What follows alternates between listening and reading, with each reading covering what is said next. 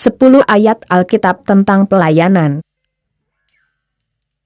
Mungkin sebagian dari Anda adalah pelayan atau dulunya adalah seorang pelayan dalam artian pelayan di dalam gereja. Sebagai pelayan tentunya harus punya sikap sabar dan penuh dengan penguasaan diri dan pribadi yang selalu rindu bersekutu dengan Tuhan. Mungkin Anda sekarang bukan lagi dalam pelayanan, namun saya ingin mengingatkan saudara agar marilah kita kiranya tetap melayani, dan sampai kapanpun dan dimanapun tetaplah menjadi pribadi pelayan. Berikut ayat-ayat Alkitab tentang pelayanan.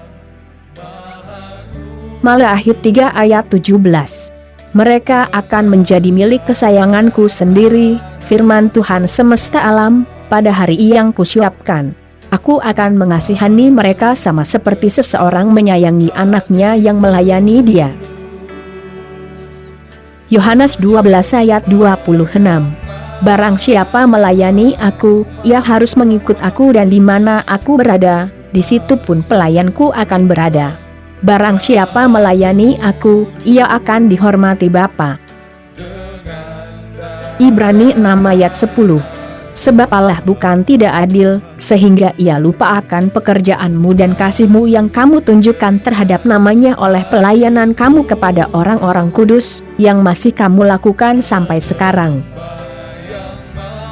Efesus 6 ayat 8. Kamu tahu bahwa setiap orang, baik hamba maupun orang merdeka, kalau ia telah berbuat sesuatu yang baik, ia akan menerima balasannya dari Tuhan.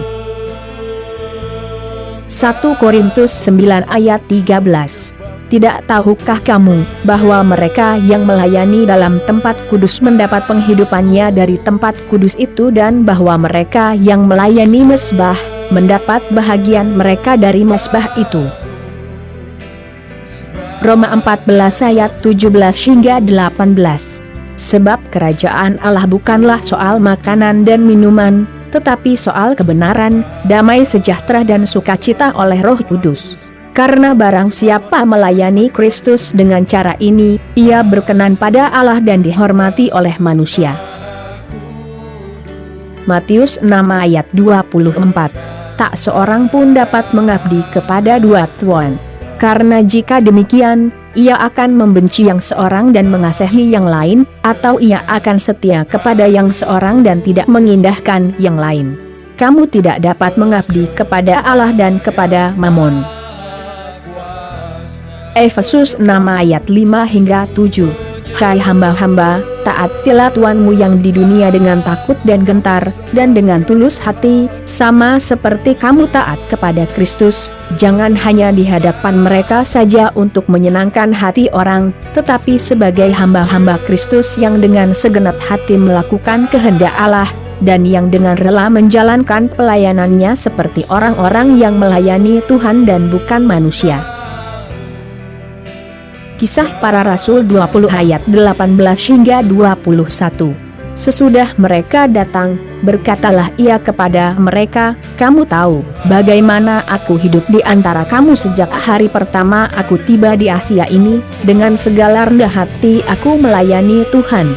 Dalam pelayanan itu aku banyak mencucurkan air mata dan banyak mengalami pencobaan dari pihak orang Yahudi yang mau membunuh aku. Sungguh pun demikian aku tidak pernah melalaikan apa yang berguna bagi kamu.